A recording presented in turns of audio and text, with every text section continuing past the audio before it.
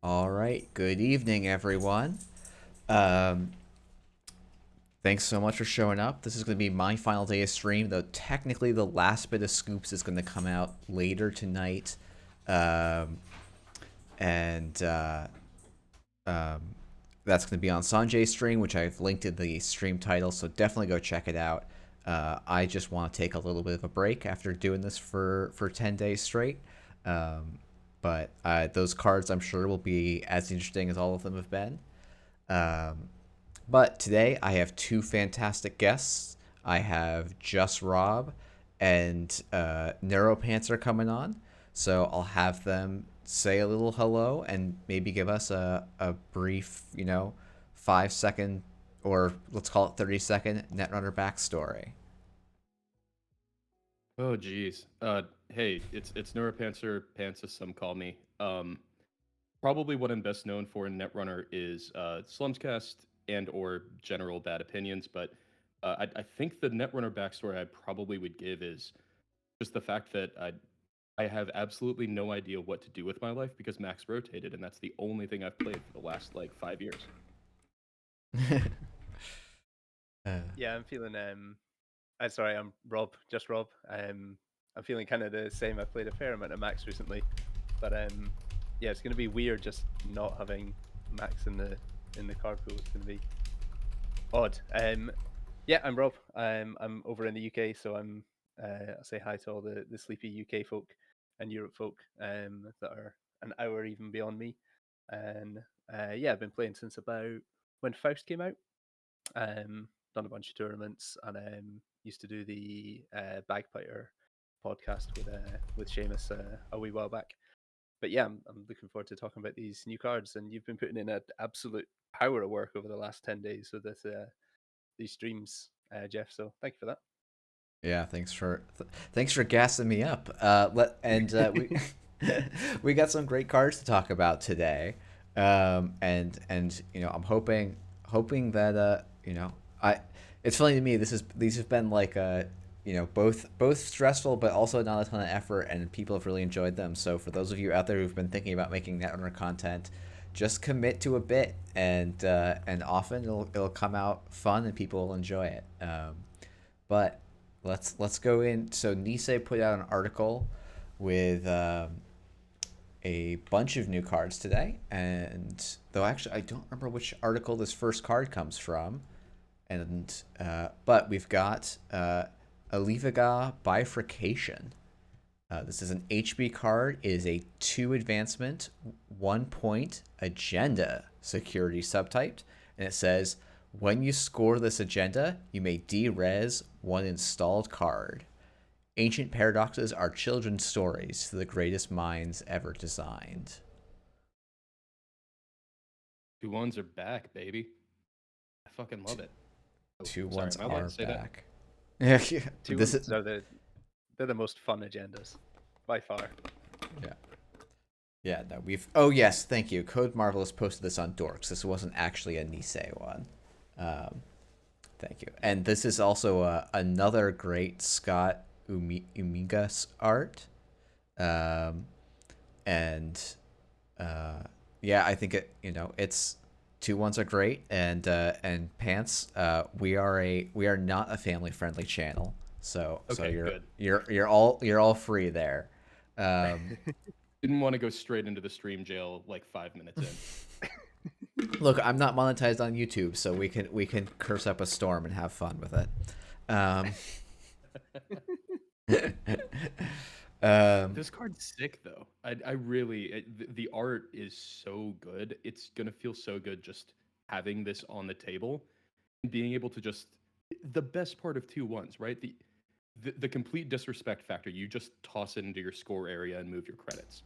You don't do anything. You just this is here now. yeah, I'm looking forward to that again.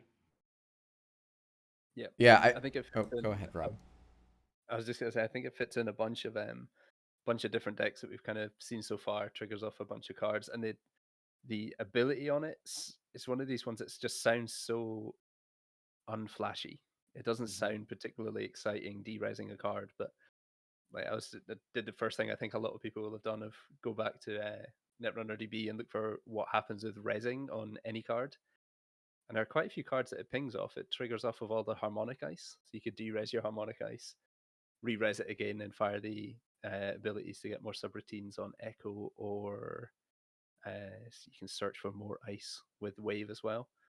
But yeah, the ability is quite unflashy, but interesting.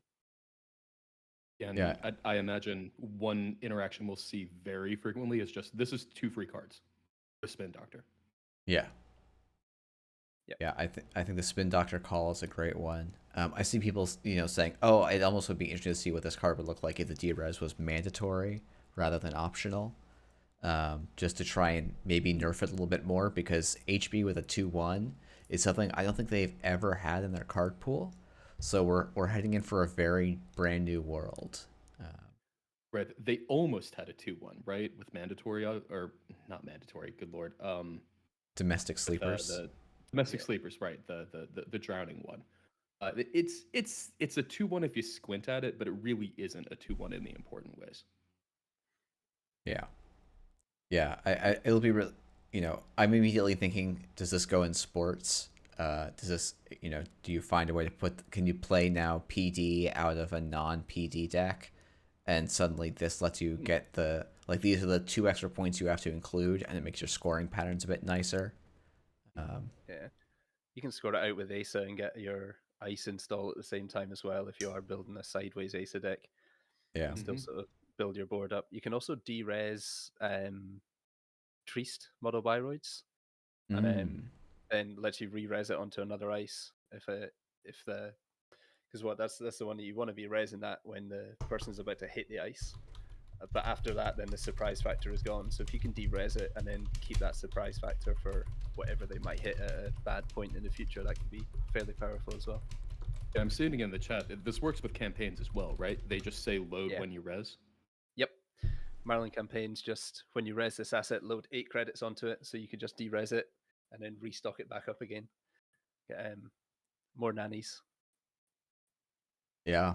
I mean, Asa definitely needs some stuff, right? I mean, yeah. This helps. This helps you get draws. It helps you get money. It just seems overall quite good. Yep. I like it. So simple. Cool. Yeah, simple it's little card, but fun. Simple little card, and it's probably gonna have a pretty big impact on the meta as a whole. You can do some really nasty stuff with it. If I don't necessarily think it fits in a deck that exists right now, but stuff like you're gonna butcher the pronunciation, Anemone, the Jinteki Sentry that you res and then do net damage. You can re-res that again.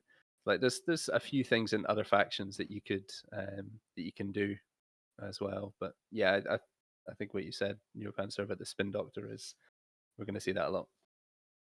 Yep, and DD Arc Dark Ray. I'm gonna say that as I try and parse the username for the first time. It's like, yeah, it does work well in PD. You basically turn 2 credits into an archived memories and get a point for your troubles, which is pretty nice.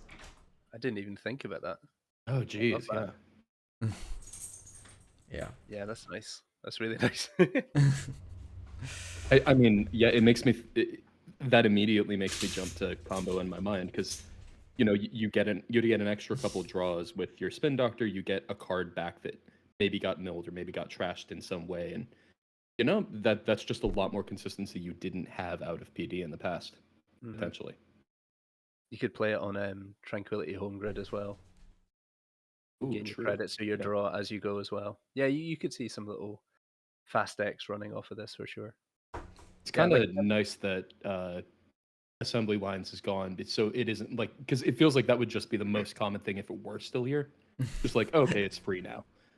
It's so funny how much assembly lines was a card that was really marginal, and now like between the OP players and the rest of HB going, but let me de-res it and use it again.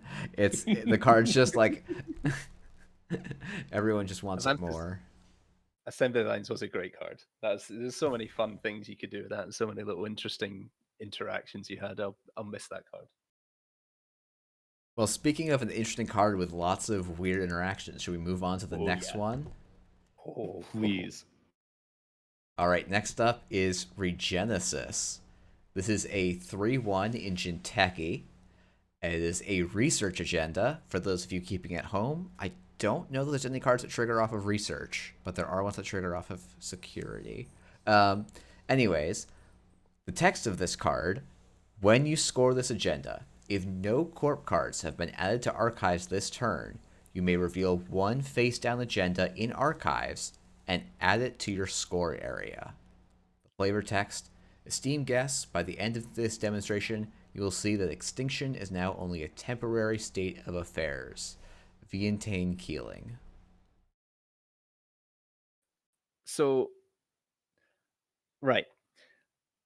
The art. Are we going to talk about the art first, and then we do yeah. the good stuff afterwards as well? I like the Yeah, art yeah. on this. I like the Jurassic Park theming on it. It's quite a different direction than Mhm. I think all of the other art we've seen in this set. Yeah, it's Solemn Storm is saying like the art itself is specific. It doesn't blend necessarily obviously with other Netrunner arts in the set, but I'm not entirely like it doesn't stand out like a sore thumb in a way I don't like. Like I think this is like an Nisei has experimented with art in a couple of different ways. Like Steelskin Scarring Sealskin, also yeah. is a Yeah, very yeah. different direction for the art to go. And it's nice to have these little bits of punctuation of different styles and opening up the world of Netrunner art. Yeah. And I think the piece is fantastic. There was definitely like yeah, actually I probably can't tell that story, so I'll stop there. I could see an alt art of this with the scene in Jurassic Park where they first see the Diplodocus in the background just behind the hills. Would work quite nicely. Right. This agenda is outrageous. I think. I think this is maybe the most powerful card we've seen in the entire spoiler season so far. Wow, that's very high on this card. I think. Sell me on that. Sell me on that. I think it's a very good card. I want to hear why it's hitting that So- levels for you. Just the fact that I think that you can play it in Jinteki decks that we've seen in the past, so Ag Infusion decks or Pilana decks and things like that, where you're kind of building a remote, and a lot of the time you would end up with an agenda sitting in archives for a while anyway, just from those kind of Glacier style decks. Usually in Jinteki Obokata. And Obokata is not one that's a very straightforward card to steal. It costs you something. And the fact that you can score this out, and if I know there's some conditions on it, which I'm sure we'll talk about with the other cards and stuff in the future, but the fact that you can just have an Obokata sitting in the bin, you can score this, and then add Obokata to your score area. Like, Obokata is the perfect agenda to go along with this. It has no score ability, so you're not missing out on anything. It protects itself. It's a pain in the backside for the runner to try and score.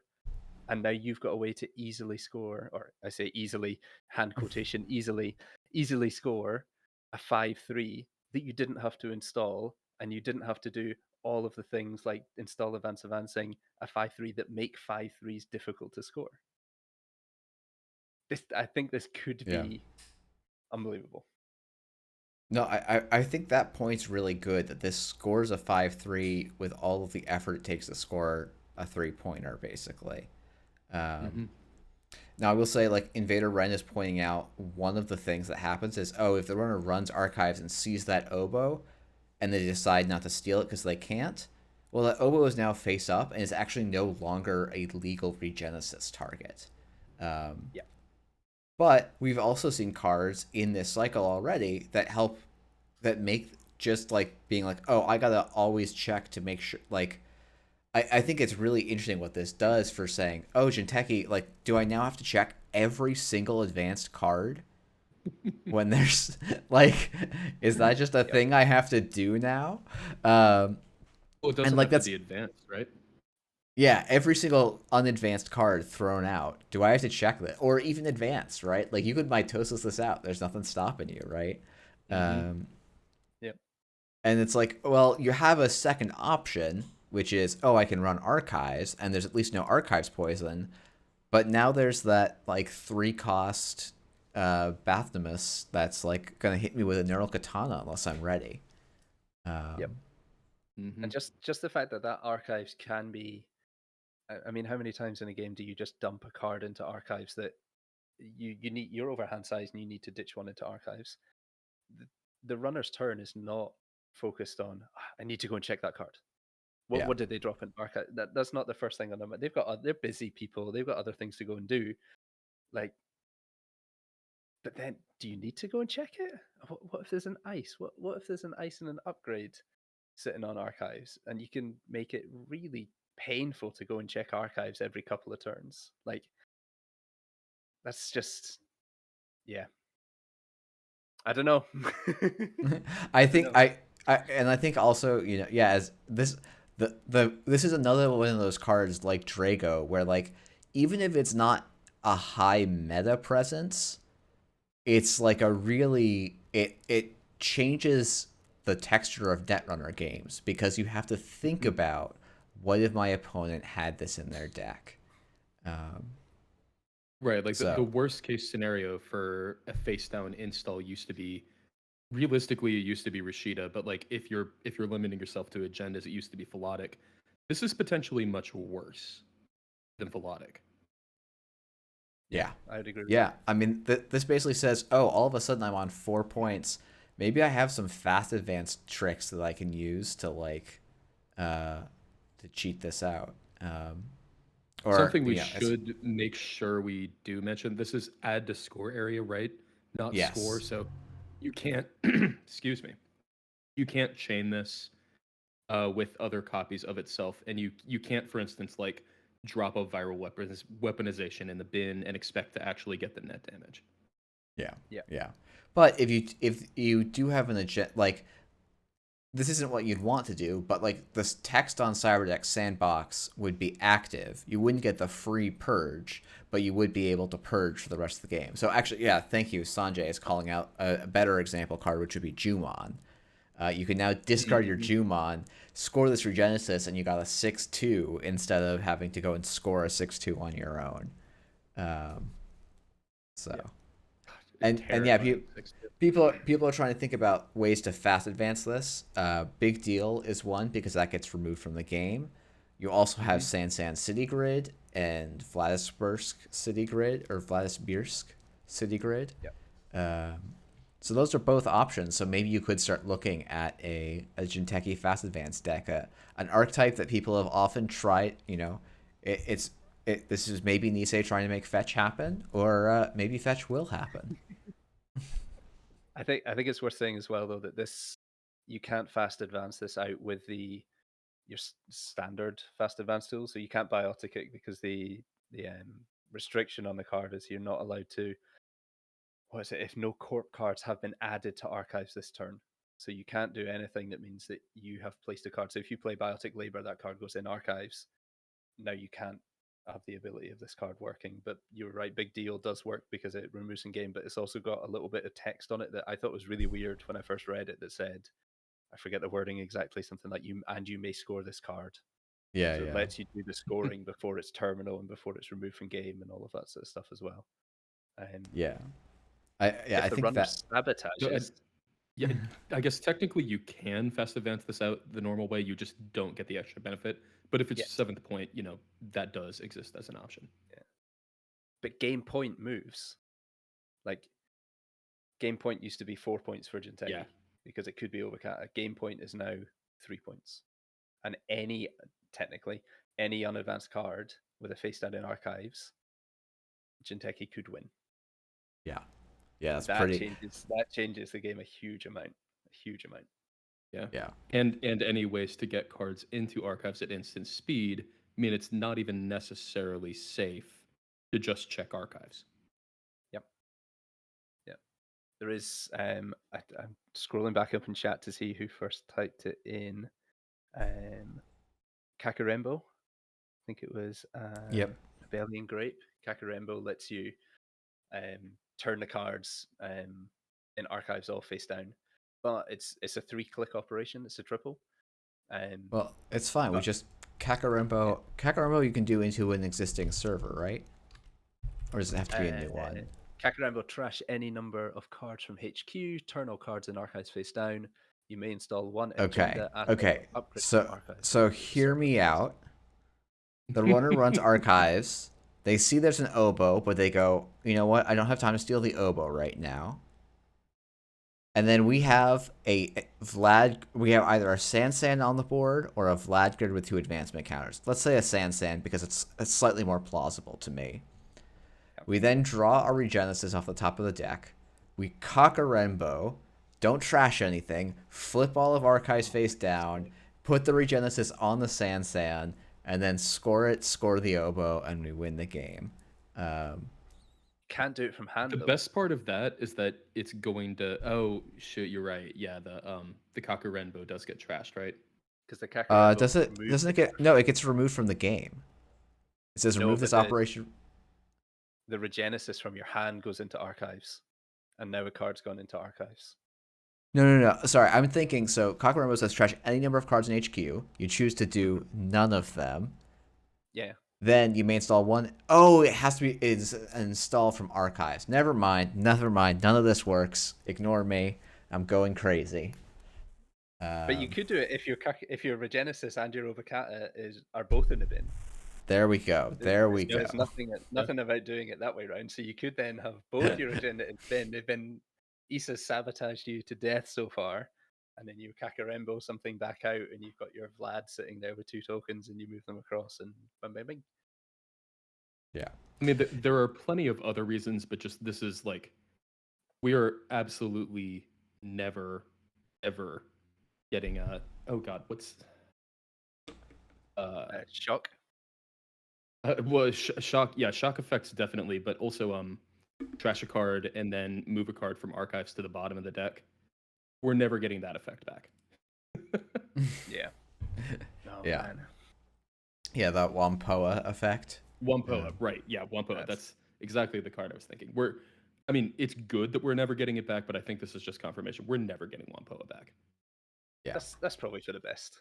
Yeah. I don't think there'll be too many tears shed. I do also. It is funny that Nisei goes and prints Sabotage and says, "Oh, here's a 1-card thing that just makes Sabotage feel like the worst freaking thing you could do to yourself in the whole game." Oh my God! I've been playing a lot of Issa over the last week, and I saw this. And I was just like, oh my God! I don't want to do that anymore. It has been a lot of fun, for sure. Yeah. Well, I don't know. This is the sort of card. Like my last thought here. This is the sort of card that I think there's a reasonable chance to see someone with a rogue list with it place really highly in a big event. We see it, right? Like, we see the Helheim servers tier decks place well, or we see the Mushin no Shin decks place well. This is that sort of card in my mind, where I don't know if it's going to be a meta staple necessarily, but I would not at all be shocked to see it in the top 16. Yeah, I agree. I think this is really, really strong. We've not mentioned the fact that it's a 3-1 and that PE has come back. And this sits very nicely with protect your agendas and archives. And then, hey, if you get to score it, you get to score it. And now you might not be scoring out, but your Obacat is even safer in your score area than it is in your archives. Sure. I think this, if it's not carefully balanced, I think this card could end up on a ban list. Interesting. I think it's so powerful. I think the effect is just so strong. I think the upside in this card is huge, right?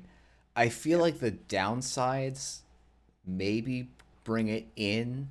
Like it might be just hard enough to consistently score a 5-3 with this that it's not ends up banning, but like this one thing I really like about Borealis is it does feel like there's a lot more swinging for the fences in terms of power level while still being healthy, and inevitably there's going to be misses. Like I think if no Borealis card gets banned, I will be shocked at some. Yeah.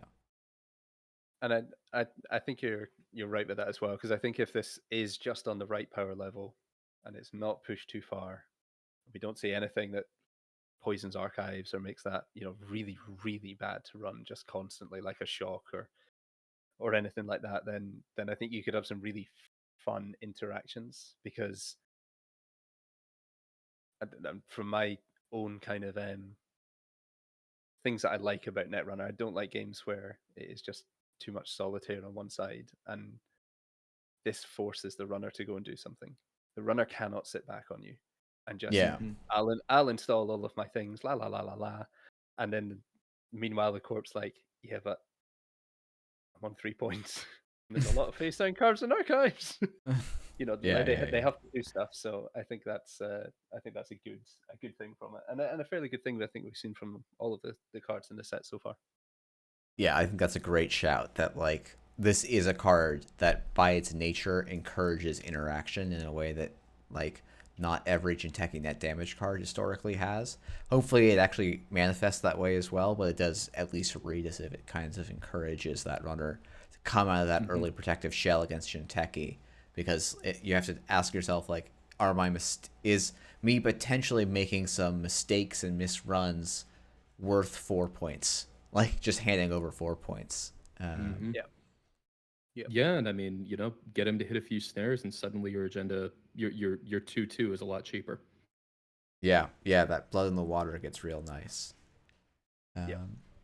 Well, also people have been talking about how did we get agendas into the bin not on our turn, and the last spoiler card for today does just that, right? So I think we'd be remiss not to talk about this card. Uh, Yeah. So this is Moonpool. It is a 3-cost asset facility. It says remove this asset from the game, trash up to 2 cards from HQ, reveal up to 2 face down cards in archives, and shuffle them into R&D. For each agenda revealed this way, you may place 1 advancement encounter on an installed card. And it's a trash cost of 3, and it says designed by the Borealis playtesters. So Still don't know what it does. This is a So in some scenarios this is a way to fast advance Regenesis, right? You have to have a bunch of agendas and archives to make that work, but Yep. in some scenarios this actually lets you do that. yeah, in the scenario where I've been sabotaged a lot and the runner hasn't run, I have 3 agendas face down.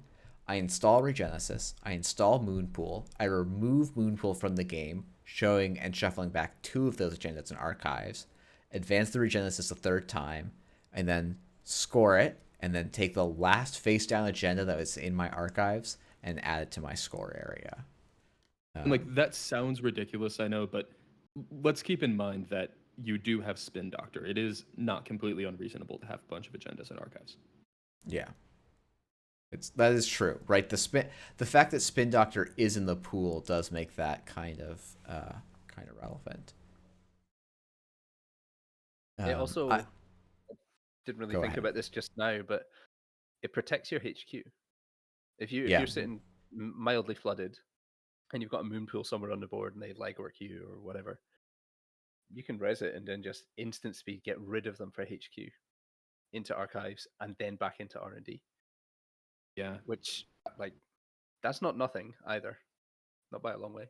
Yeah, Agreed. It's expensive for that effect, right? Oh yeah. So Oh yeah. you probably need to be getting value out of the advancement counters. Like it probably changes your ice suite because you really actually do want to get value out of those advancement counters rather than just paying 3 to not be flooded. But it is there in a pinch regardless. Yeah. Yeah, I think that's a really good point that like this actually you could maybe start to think about a Jinteki deck that can save some influence on Spin Doctors, provided it can find a way to use the advancement counters. Then you start coming out on a fairly equal trade, which I think is kind of interesting. And the fact that like I know I've seen people talk about like, oh, Spin Doctor's a strict upgrade to Jackson Howard, and it's like one of the things I've seen in play, having played Jackson Howard again recently, is like Jackson Howard's much better for forcing yourself to go over hand size, and Moonpool sort of does this because it lets you remove the cards from your hand.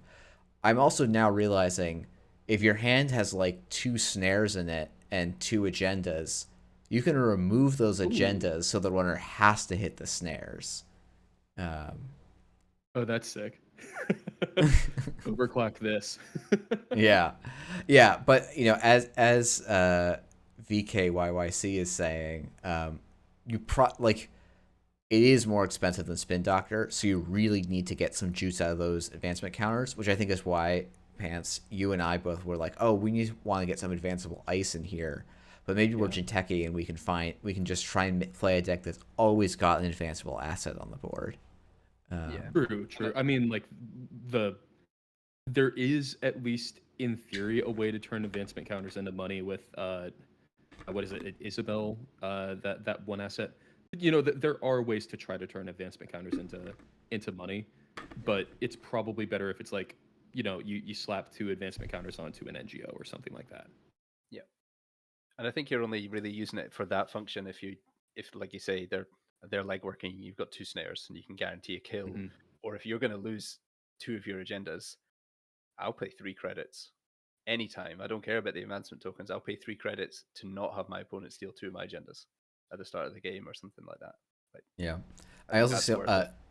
I also see some sort of calling out, hey, Bladderwort is a card that cares about us being low on credits. So maybe we can turn True. this downside into a little bit of an upside, so that we can Is have this. Ladderwort unique? I forget. It's not unique. Interesting. I can. Turn itself off pretty quick. It does turn itself Yeah, off all pretty 3 of them go. quick. I think Yeah, the you have other to go thing down to 0, right? pretty much. It's it's less than The other thing 4 is credits, I think. Yeah. they're less than 4. Wow. I think that's a nice little extra bonus from it, but Oh, 4 or less. Excuse me. So less than 5 is the. I Okay. actually don't know why they didn't just call it. Didn't just say less than 5, but that's I think just the convention. Yeah. So. the other Well, thing is yeah, that you moon pool yourself. You moon pool, force them to hit a snare, get yourself down to 4 credits, then you res 3 bladder warts. pay for the snare. The other thing this does is it can instant speed after the runner. I'm going to get the new terminology slightly wrong. After they breach the server, you can instant speed tokens. If you need to have 2 agendas either in your HQ or archives between the 2 of them, but you can instant speed 2 advancement tokens onto any face down card. So it could be like one of the ciphers, Yeah. and then you could hit them for Mhm. 4 net damage. You could put 2 onto a Cerebral Overwriter. Like there's a few little nasty things that you could suddenly do with this as well, which might open up kill opportunities, or it might open up scoring blood in the water or something like that as well. This is a very versatile card. I don't think any one of them, like any one of the individual little abilities, is that strong just by itself. But the fact that you can do 3, 4-ish variety of different things on one card is pretty potent, I think. Yeah, I think that's a great shout. This card does a bunch of different things to like different degrees of success. Or like not like it doesn't do any one thing well, but does a lot of little things interestingly. And so it's about finding the way to exploit as many of those as possible to extract all the value out of this card, which I think makes it a really kind of interesting design. Mm-hmm. It's So it isn't quite, you know, it doesn't do as many things as as you universally want to do to say this, but it reminds me a lot of Deuces Wild in that way. Yeah. Yep. I think that's a good shout. cool. You could move. Sorry, I've just seen you could move the advancement tokens onto a Checker Scion and give them 3 tags. Yeah. I mean that's the thing I was actually gonna go to was that that's everyone's like, oh, advancement counters in NBN so weird, but it's like, well, Jinteki has been doing them as well, and maybe Jinteki wants to bring in some of these NBN tools. We've been talking about how Vladisbursk Grid, um, like make some of these Regenesis combos work, and Moonpool's a nice way to kind of load up a fast advancement tool that you can still also protect with your stuff like an Urtica Cipher, so it lets you have that like multiple uses out of a single card kind of effect. Well, it's a 3-card combo, but it's there. So Yeah. Yeah, get rid of the two agendas that you can't score soon and keep the one that you can. Yeah. Yeah, well, I think Yeah. that's it for the spoilers for today. Sanjay is streaming actually almost exactly 2 hours from now, so I want to make sure everyone goes to that. I guess, do the two of you have any topics you want to hit before we wrap it up? What do you think about the direction that each of the? I guess we've got the court factions here. What do you think about the sort of direction the three court factions are moving in? Because Jinteki seems to be, we've kind of got this like fast advance kind of option with it, but then slightly different stuff happening with net damage, maybe in a way as well. With Blood in the Water is a little bit different. NBN's kind of got more advanceable assets and advanceable stuff, and Wayland. I've not really looked too closely at the Wayland stuff, but it seems very fast, very high tempo. Would that be right? Seems very build around it. Really, like a lot of the Wayland stuff seems like it's meant to shine in Ob, and Mm. I am just looking forward to someone breaking that idea. I know it's going to happen. I haven't figured it out, but someone's going to. Yeah. Every game I've played against Ob so far has had a slightly different combination that's made me go, "Oh, that's really clever. I like that." MCAing into, oh, what was MCA going into? I forget what it Uh, was. Or something Drago going and into mutually assured MCA. destruction are both big ones I've seen.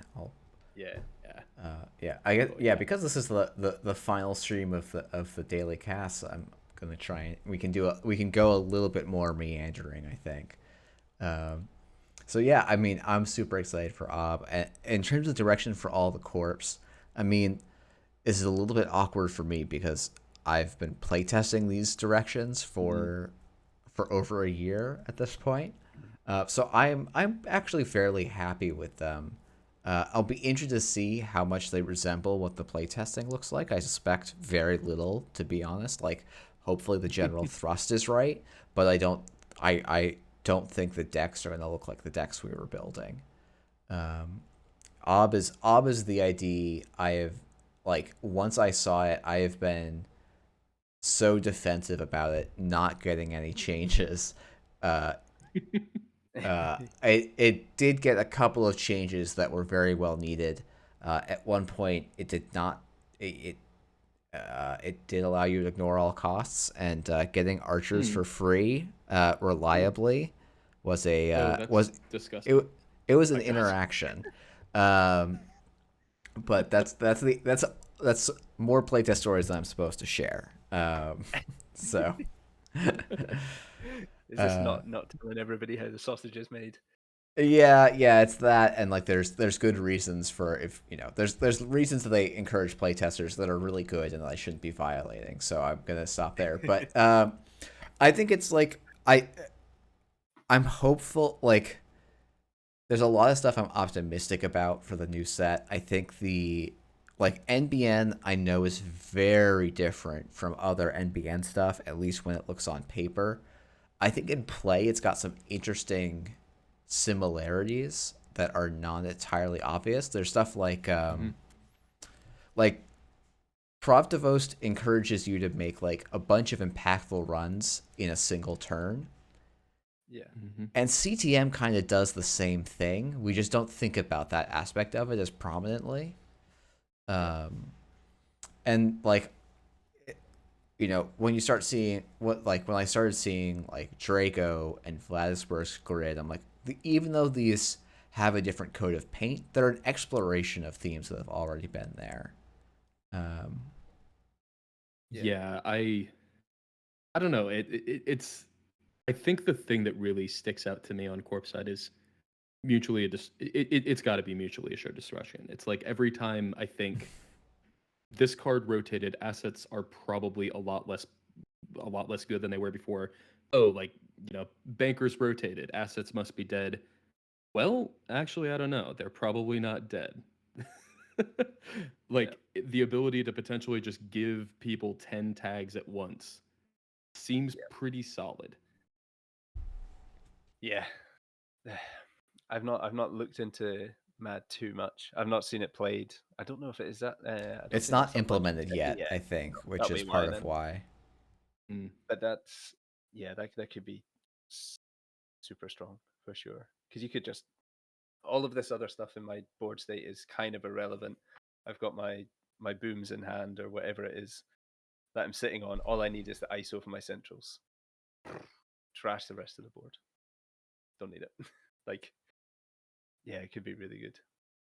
I do have a slight concern about MBM that Mhm. and I'd be interested to see what comes out of it. But I'm a little bit concerned that I think maybe some of the most competitive decks from MBN might be a little bit kind of slower, like the almost like the Asmari Six Agenda, kind of just slowly build up, slowly build up, slowly build up. And I never found those types of decks particularly engaging or interesting. So I'm a little bit worried that if that's maybe the strongest way, if you like, for that deck to be played, which would be a little bit of a shame, because I think MBN's had some really powerful and really fun decks previously as well. Yeah, So I I'd do be think it's interested to see how that builds up. I do think it's kind of reasonable for them to kind of look at saying, hey, maybe we can make some NBN cards that don't directly support CTM just for like at least half a cycle. Just kind of see what Yeah. else we can do in the space. Yeah. I'll be interested to see how much the second half. Like, it's weird to be like, oh, we haven't even gotten to play with all these new cards yet. I'm already thinking about the next part of the set, and it's like, oh, it'd be really interesting to see, do they double down and flesh out these mechanics? I saw someone who right at the start was like, we're not going to be getting any support of these archetypes until the second half, and I wonder, like, I wouldn't be, I would expect runners to get some more support.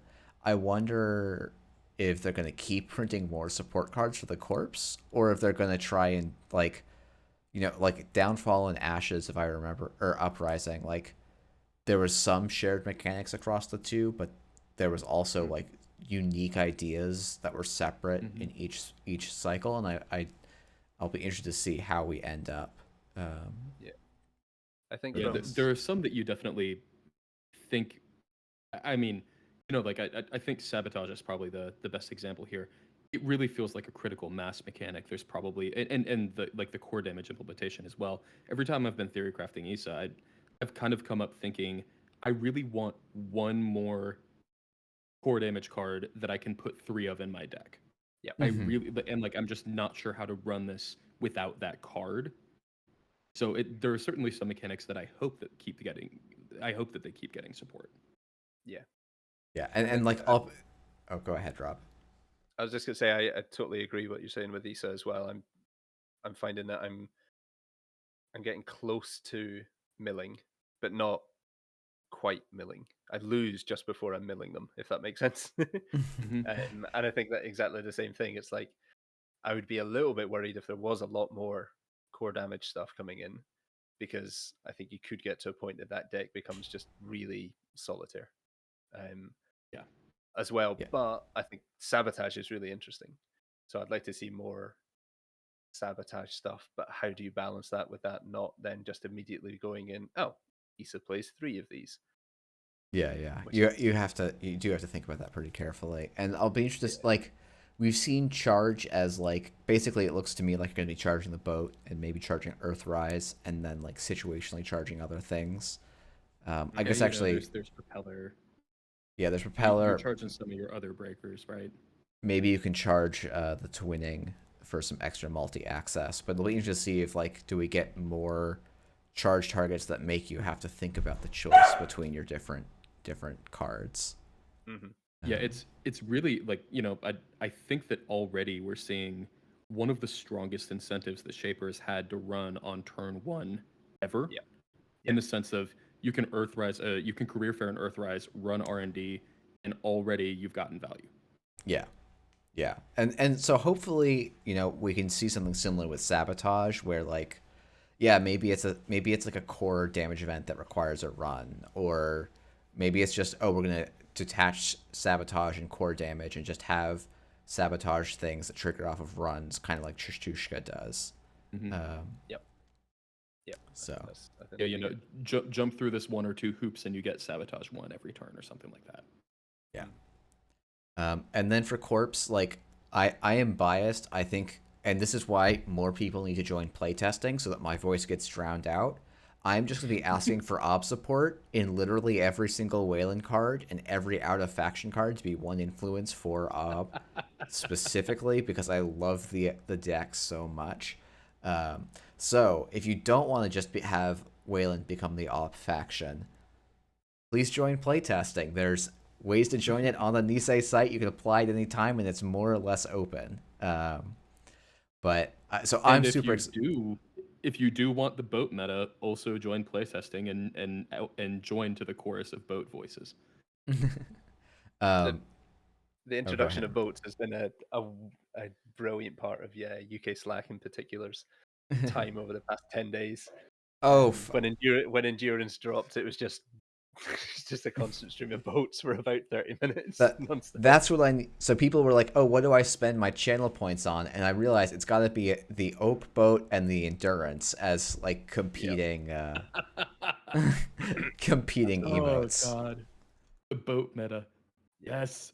But I think in the next set I'm kind of expecting that we're going to see continuing stuff for sabotage and mark, Yeah. which we've not talked about, and then the charge mechanics, because that's definitely bringing a new way to play those. And definitely, I think if you're bringing a new mechanic into each of the factions, then you don't want those just to be tied to one runner. Like you want sabotage to be something that you could see played out of Freedom or not Max anymore, but any of the runners, and you want Mark to be able to be played across all of them, which I guess Mark does a little bit more, right? There's more stuff that you can do with the Marks and other ones, and the charge mechanics. Yeah, That, I that do happens think it's a bit of a shame, uh like from what I've like that we don't just get 120 cards all at once, but like or 130 cards all at once so that we can get the whole fleshed out design, and we're just gonna have this meta where it's like it's some of the mechanics that the designers put around, but not the whole of it because the way and I Nisei will throw me in jail at some point, presumably. But like generally, as I'm gonna say, FFG play tested by testing the entire cycle and then split it up into packs on the end. And I'm not saying that's what Nisei does. I think Nisei does a better job than that, but it's not. There's some similarities in the model. Is maybe what I'll say. Yeah. So you walk that tightrope God, quite nicely there. it is absolutely wild to think that Blood Money is just like, yeah, let's go ahead and make that a pack. That was like an active decision that was made. yeah, someone made that choice. But yeah, there's a bunch of fun interactions. People are talking about how cool the endurance is. Kisra's going, is Amani Sinai still legal? Can I bounce someone's boat? Oh, I mean, you can, but you don't have bankers, so it's really the only joy you have left in the world is CTM. but you do have Crypto Crash. So you can Crypto Crash them down 7 credits, and then Amani Sinai them for 4. And then you can That's hot. That's send hot, their yeah. boat back to the dock. 8 credits is so many. It's so many credits. Oh my. I think the scoop season has been really, really fun though. And doing it Yeah. over, I think there's like 10 to 14 day kind of window for it has been great. Like every day kind of woken up and been like, getting ready in the morning, and then you're like, oh, is it 1 o'clock yet? Or 1 o'clock for us in Yes, UK yes. time. Is it 1 o'clock? Is it 1 o'clock? And then opening up your page, oh, what is it? What is it? Yeah. It's been Christmas for 10 days. It's been I think this compressed spoiler season is fantastic. Yeah. And my only hope is that we'll be able to keep on the 6-month production schedule so that it feels like we get scoops at a nice regular interval. Yeah.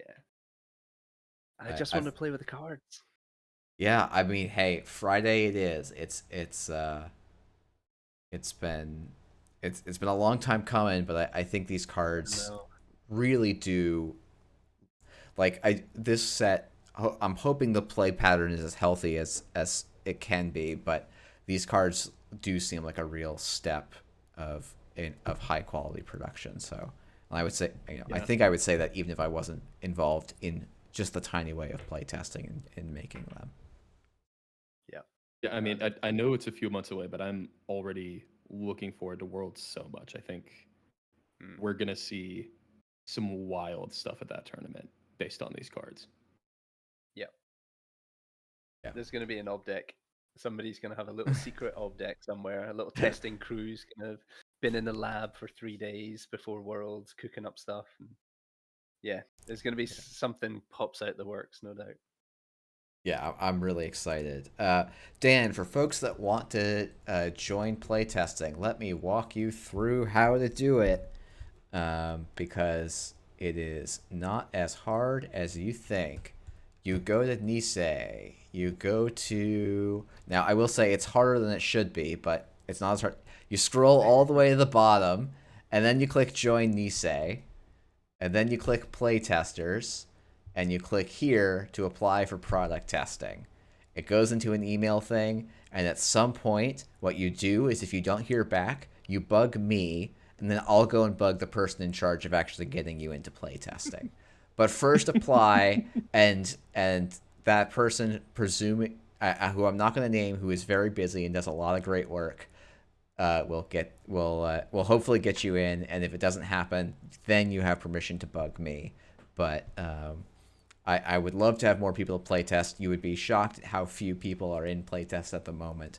But I also think we're doing great work. And the biggest thing we ask is not that you play a certain number of games per week, but that you're willing to give feedback about how fun the mechanics of a card feel. Does it fulfill fantasies? Not so much. Oh, I think our playtest coordinator is public info, Jamie, but I'm not 100% sure it is. So I'm trying, and I don't want to get them in any hot water. So, Hey, um, one thing that I do want to point out in the chat, we have Disang Ob testing crews. How perfect would it be if, like, there's like a testing boathouse that brings endurance and Ob and just completely destroys worlds? that would be pretty sick. Should Um, do Worlds on a cruise. that would Just be everyone on a so boat for nice. 3 days. That'd be sweet. I Yeah, I want to also say Sanjay's been doing a fantastic job of plugging his own stream in the chat, but I want to encourage everyone to go to Sanjay's stream. It starts 90 minutes from now. It is twitch.tv/Mr. Cowbird. You can also, it's just his username. He's been talking in the chat. He's going to be doing a fantastic quiz stream for the last couple of cards in Midnight Sun. I am probably going to take tomorrow off and let other streamers either cover the last three cards, let them stand on their own. And we also, I think we're going to have, assuming stuff is up on Friday, I'm expecting a bunch of people streaming on Friday. We've got Metropole Grid planning to do an in-person stream on Saturday with proxy cards. So I will be back next week, almost certainly opening some boats, and booming some runners to some lo-fi chill beats. So definitely come by next week. I will be back to my usual of Wednesday, probably a few hours later, though maybe I should start a little bit earlier. We'll see. So that the UK people have been so kind to stop by, can do so for a little bit. Thanks so much, Pants. Thanks so much, Rob. It's great having you both on. Thanks for inviting us. It's been really fun. Yeah, it's been a lot of fun. Do we do shout outs at the end here? Yeah, shoutouts aren't banned in this chat, so feel free. Okay. Well, first off, shout outs to Cranked. Have to get that out of the way. I think that the other shout out here. So you see Orbital Tangent in the chat as well. I'm gonna drop the link to the episode that he and I put together. We scooped a few cards. Have a couple. We have 3 Shaper cards, 1 Anarch card, Um, at this point, they're obviously out there, but we had a really good conversation with Zoe, who is a designer slash narrative writer slash developer in Nisei, and just an absolutely fantastic human. We had an amazing conversation, and I think it's a lot. I think it's funny. I was cracking up the whole time, so hopefully that means you'll think it's funny too. I finally got a chance to listen to it. Not the whole thing yet today, but much more of it, and I give it a strong recommendation. I really encourage everyone to go listen to it. It's you know, Slumscast likes to shit on themselves a lot, but they put out fantastic work, and this was no exception. So Yeah, they do. One of the biggest plugs I can give is just if you're interested in hearing how narrative feeds into gameplay and interested in learning what sorts of narratives are inspiring Nisei designers right now, that is exactly what we're going to talk about for about 40 minutes in that episode. I'll quickly give a shout out to UK Slack for staying up late, and then the Edinburgh Netrunner crew as well, and then Jeff, you for 10 days of scoop streams every single night. Thank you for all of the work and effort going into doing it. all right, well, thank you. That's very kind, and it's been great to have UK to help process all these cards with. So thank you so much, everyone. Tune into Sanjay's stream in just about 90 minutes, and I'll hopefully see you on the nets in just a couple of days with our brand new packet of cards. So have a good night, y'all.